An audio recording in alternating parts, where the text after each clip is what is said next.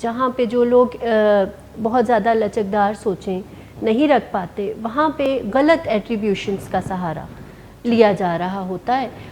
جہاں سے کہ مسئلے جو ہیں، مسئلہ تو اپنی جگہ پہ رہتا ہے بٹ اس میں کچھ اضافہ سا ہم کر دیتے ہیں جب اس کی وجہ ہم وہ نکال کے لے کر آتے ہیں جو کہ اصل میں اس کی وجہ نہیں ہوتی ہے۔ اس میں سیلف اسٹیم کے بہت سے معاملات ہوتے ہیں کہ اگر آپ کی سیلف اسٹیم بہت اچھی ہیلدی نہیں ہے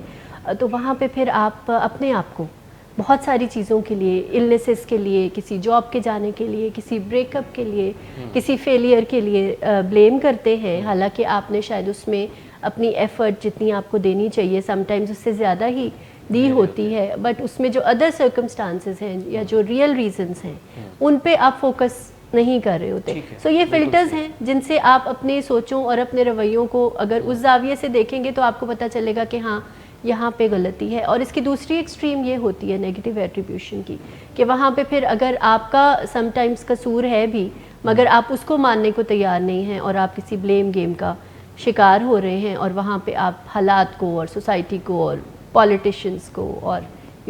بہت ساری سسٹم کو آپ بلیم کر رہے ہیں اور آپ اصل مدعے کی طرف نہیں آ رہے ہیں، وہ جو آپ کا اپنا رول ہے نا، the job that you are supposed to give۔